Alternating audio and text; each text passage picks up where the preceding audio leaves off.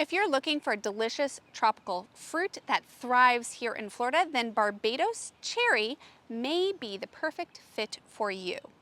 It's incredibly productive, fast growing, and incredibly easy to grow if you know what to do. In this video, I will be going over everything from watering to pruning and how to harvest this deliciously sweet yet tart fruit packed with vitamin C. Let's dive in. So let's start with the most important part, in my opinion, the flavor. The taste of a Barbados cherry is kind of hard to describe. It's its own unique flavor, but I would put it in that sweet, tart, tropical fruit realm. So like pineapple is tart but sweet, citrus, tart but sweet. If you've ever had star fruit, I feel like that also hits that same balance of tart and sweet. They're called a cherry because they look like a cherry, not because they actually taste like a traditional like northern Bing cherry that we would get from the grocery store.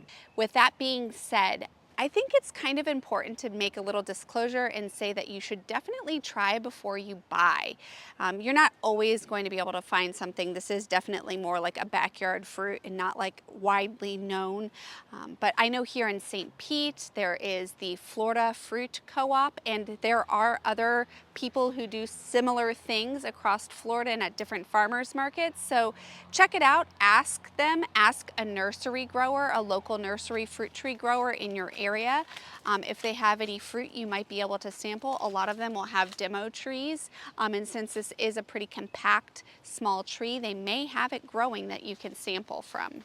Hopefully that flavor profile fits your needs, and if so, let's talk a little bit more about what the plant needs and how big it gets. So the Barbados cherry, I think, is a great addition to smaller urban spaces as well as larger, but this fruit tree max size gets 8 to 12 feet. So when you compare that to, let's say, a mango tree or something that gets like 40 plus feet, this is something that we can kind of tuck and fit in anywhere. So a nice small compact tree. This is tropical, so we're going to be growing from zone 9 down. If you're in its northern area and you do know you get hard freezes, finding a little bit of a microclimate for this tree will be helpful. Perhaps under the canopy, at the edge of a canopy of a larger established oak tree, or in this case a magnolia tree, potentially siting it on the south side of your house so that it gets a little protection from north winds. You can grow it all the way up there. It's just going to need a little bit more protection. But for anybody growing 10 and south, anywhere and everywhere is perfectly fine. This tree loves sun, so the more the better. Anything in full sun, it's going to grow great, all the way up to part shade. Do not plant it all the way into dense shade or you will get very little fruit. So you decide to go for a Barbados cherry. Now where the heck do you find it? This is certainly not going to be a fruit tree that you're going to find on the shelves of Home Depot or Lowe's. You will need to find a Florida fruit nursery. I do have a free resource that we've compiled of nurseries across the state. I'll link that in the show notes if you're interested or you're not sure of one that's near you. There are some online retailers and such, but I always highly encourage you and recommend you find a resource that's near you so that you know the plants are well established and not just coming from some factory farm type situation. So once you get your Barbados cherry home, you are going to want to water until established. Yes, this is an incredibly drought tolerant tree. I have probably not watered this in, I don't know, 3 or 4 years. So once it's established, will totally take care of itself. But until then, you need to help it out. So my general rule of thumb or suggestion for getting fruit trees roots established is that the first week it is brought home and is in the ground, you need to water it every single day. The second week that it's in the ground, you need to water it every other day. The third week it's in the ground, every third day, so on and so forth until you're at once a week.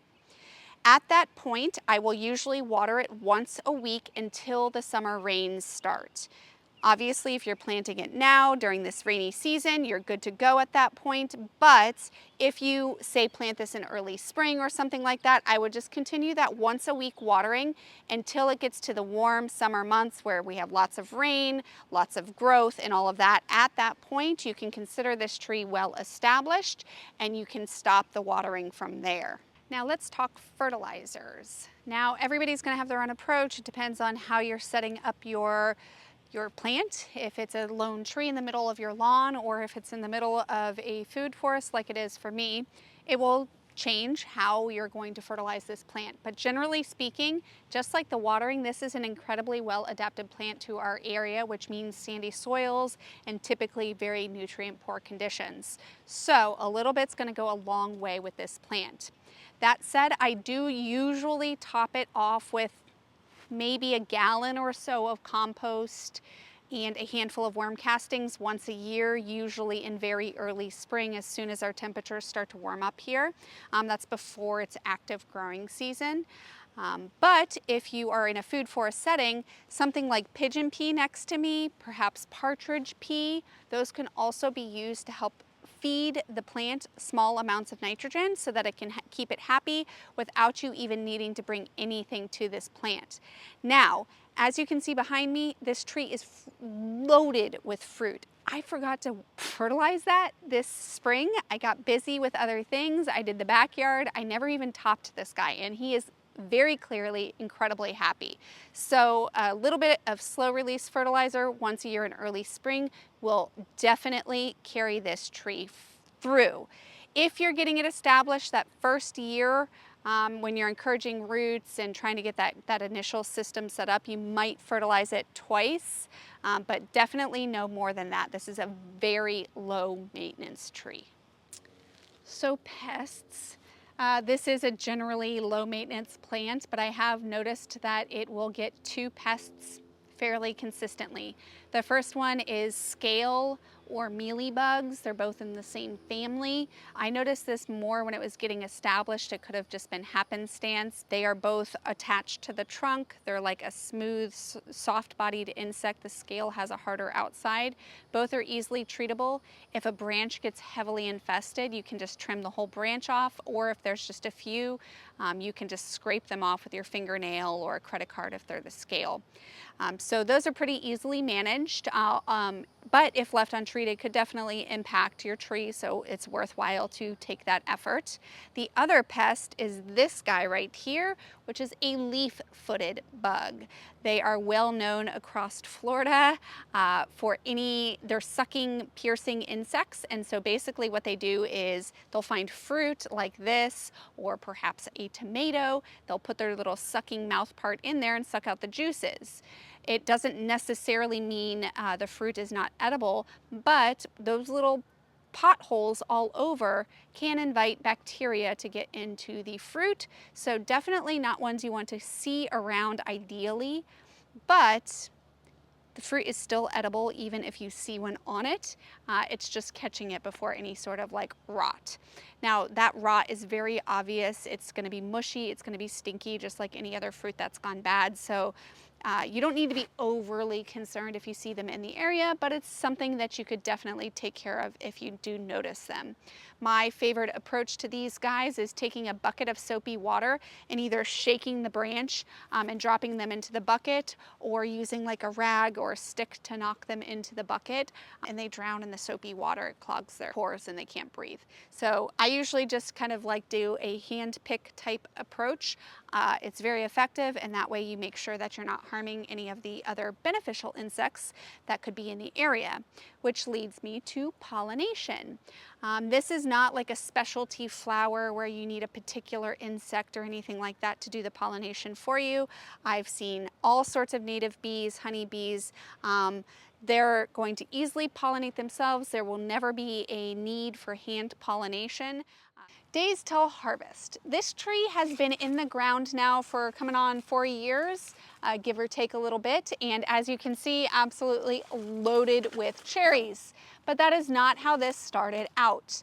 I planted this as a single sapling or twig, like a rooted twig essentially, that was maybe 18 inches tall, and it's already grown to be this size, maybe 5 to 6 feet tall. It did take a little lean in Milton, so it's nearing its full size and definitely at peak production here.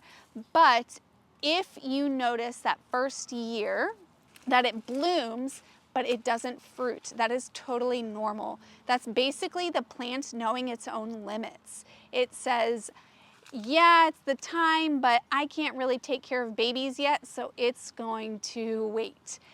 So that first year, very normal for the blooms to be there and then fall off with no fruit. By year 2, you'll likely have lots of blooms and a few fruit, a few handfuls of fruit. But by that 3rd year, you'll probably be coming into something that I would consider like reasonable production, where you're harvesting potentially a bowl full or 2 every few weeks.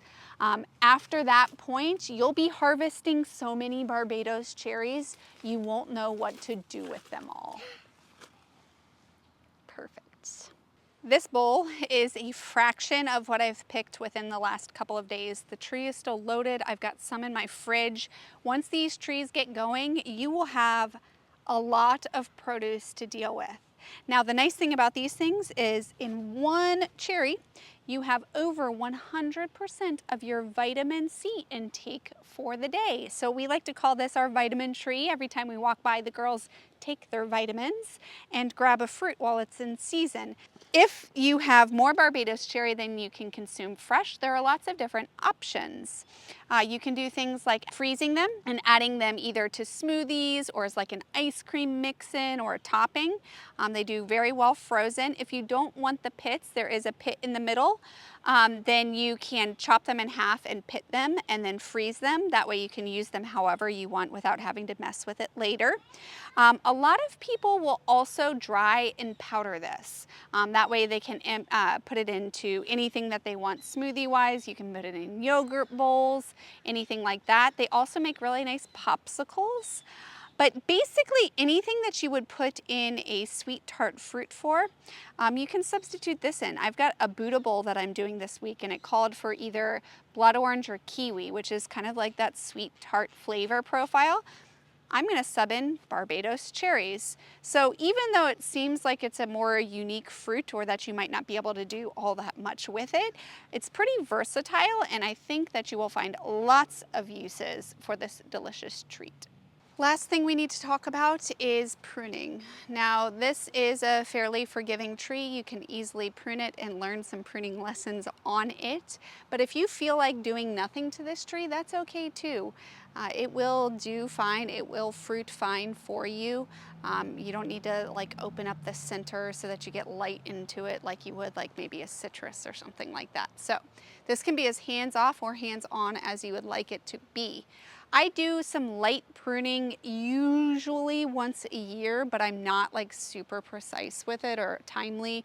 And I definitely will easily skip a year or two depending on what's going on in life.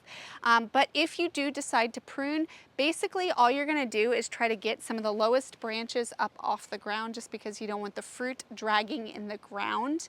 And then one other thing that I usually look for would be like crisscrossed branches because what happens is if it's, you know, a storm comes through and it's windy or whatever, they're gonna rub against each other, and when the bark gets agitated, it can open itself up to infections. So typically like something that's like a crisscrossed branch, you would just choose one to remove. But very light pruning. This does not need to be a very structured tree. It will maintain itself quite well. Barbados cherry is an easy to grow fruit here in Florida and is one of my favorites. Another one of my favorites is bananas. If you've never grown them, or even if you have, you'll definitely want to check out this video coming up next because I share a few simple tips that will make a huge difference in the yields that that banana tree produces for you.